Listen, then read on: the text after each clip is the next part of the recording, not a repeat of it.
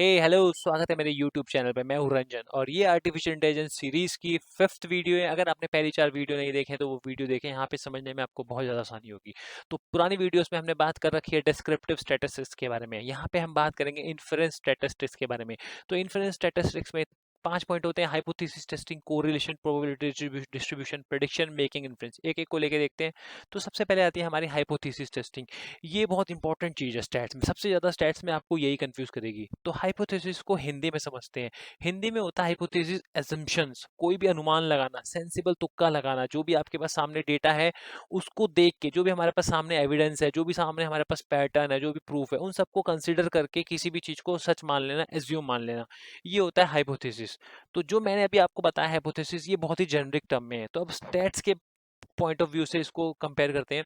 तो स्टैट्स में होता है, जब भी हम किसी पॉपुलेशन से कोई सैंपल निकालते हैं तो उस सैंपल में एक हमें पैटर्न देखने को मिलता है, उस पॉपुलेशन में भी हमें वो पैटर्न देखने को मिलता है। Pattern in the sense distribution, किस तरीके से उसका डिस्ट्रीब्यूशन है, नॉर्मल डिस्ट्रीब्यूशन है या नहीं है। अगर नॉर्मल डिस्ट्रीब्यूशन हमारे पास सैंपल में भी है तो हम मान लेते हैं कि हाँ, वो पॉपुलेशन में भी होगा। अगर हमारे पास कुछ टर्म्स है, डेविएशन है, जो स्टैंडर्ड डेविएशन है, जो मीन है, स्क्यूनेस है, कर्टोसिस है सैंपल में, क्या वो हमारे पास पॉपुलेशन में भी होगी। तो इन सब चीज़ों को चेक करने के लिए हम करते हैं हाइपोथेसिस टेस्टिंग।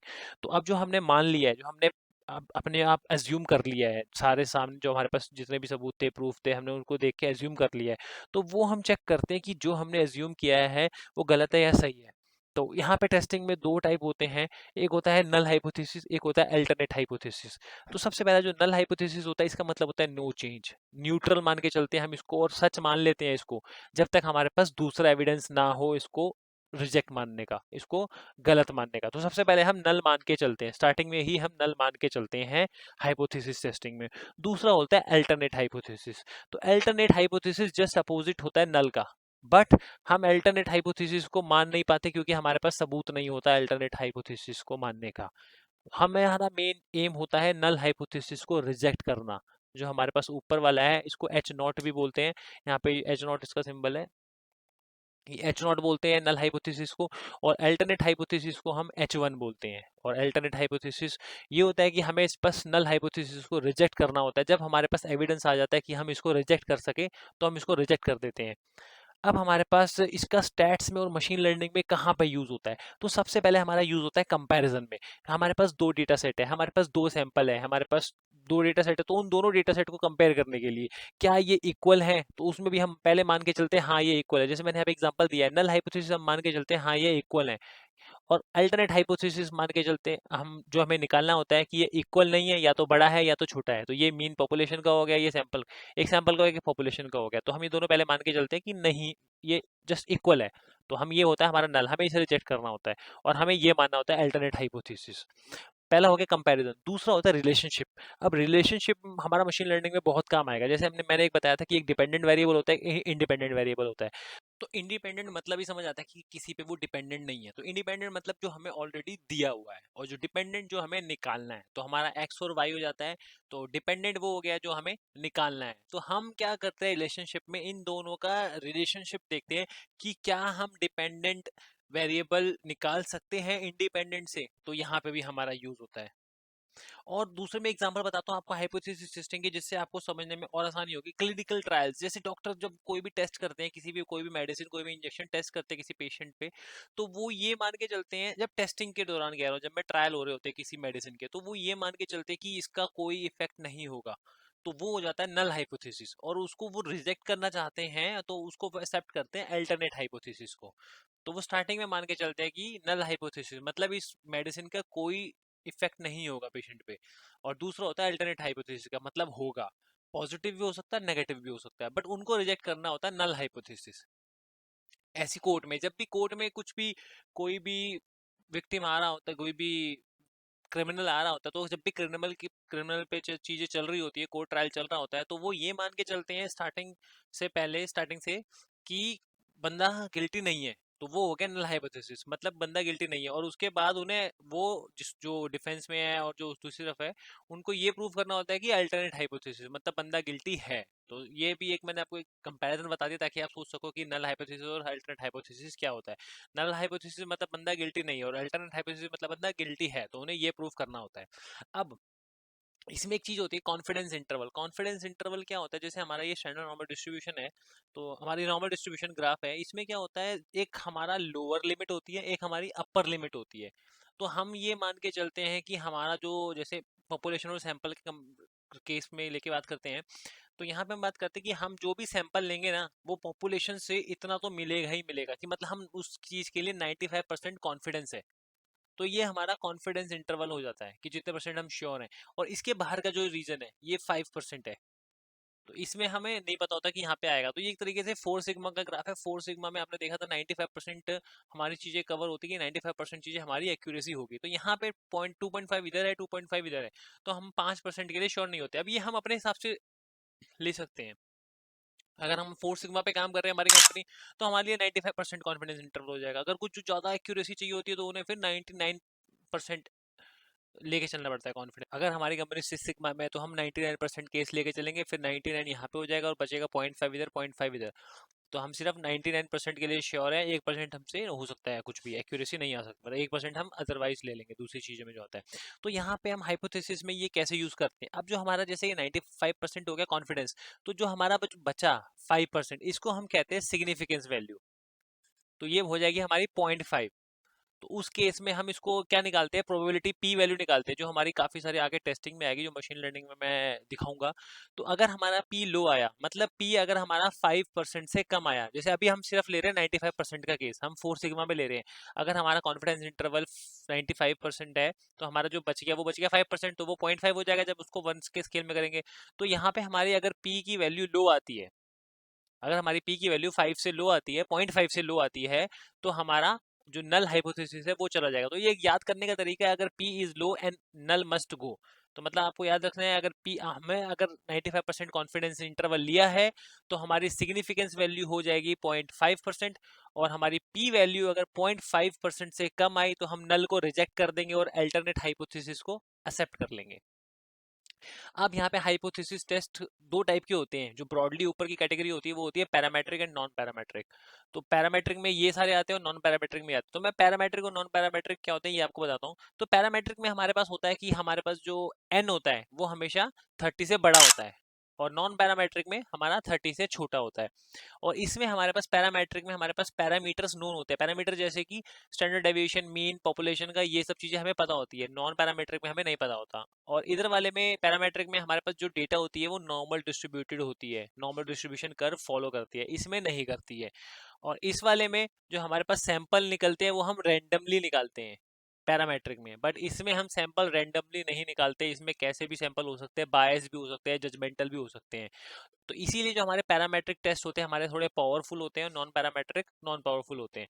और पैरामेट्रिक हमारे ज़्यादातर डिस्ट्रीब्यूटेड कॉन्टिन्यूस के लिए होते हैं, और ये वाले हमारे होते हैं नॉमिनल और ऑर्डिनल। नॉमिनल ये डेटा टाइप है, इसमें जो मैंने आपको पहली वीडियो में बताए थे स्टेट्स में क्या क्या होते हैं डेटा टाइप। तो ये हमारा यहाँ पे हमारा कॉन्टिन्यूस डेटा के लिए होता है, और ये वाला जो हमारा होता है कैटेगोरिकल डेटा के लिए। कैटेगोरिकल डेटा दो टाइप की होती है, नॉमिनल और ऑर्डिनल, तो उस सारी डेटा के लिए होता है। अब यहाँ पे मैं बात करता हूँ 1 सैंपल और 2 सैंपल। 1 सैंपल मतलब होता है कि जब हमारे पास एक ही सैंपल है और उसे हमें पॉपुलेशन से कंपेयर करना है।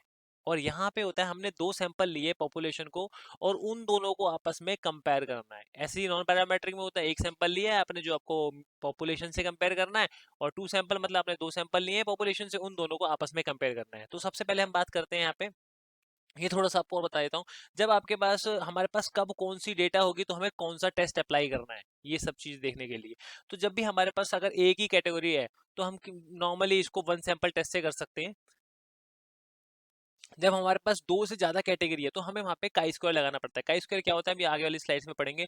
और जब हमारे पास एक ही नंबर हो, न्यूमेरिक एक ही हो डेटा वेरिएबल, तो हम वहाँ पे टी टेस्ट भी यूज कर सकते हैं और जी टेस्ट भी यूज कर सकते हैं। जब हमारे पास एक न्यूमेरिक हो और एक कैटेगोरिकल हो, तो वहाँ पे हम यूज कर सकते हैं टी टेस्ट और एनोवा टेस्ट। टी होता है जब हमारे पास दो दो ही वेरिएबल हो, और जब दो से ज्यादा हो तो हमें यूज करना होता है एनोवा। अब हमारे पास अगर दोनों न्यूमेरिक वेरिएबल हो, यहाँ पे भी एक्स एक्सिस पे भी वाई एक्सिस पे भी, ये एक्स और एक्सिस वाई एक्सिस कैसे लेते हैं, डिपेंडेंट इंडिपेंडेंट, ये मशीन लर्निंग में देखेंगे। बस अभी के लिए ये देख लो, जब हमारे पास दोनों न्यूमेरिक होते हैं तो हमें कोरिलेशन टेस्ट करना होता है।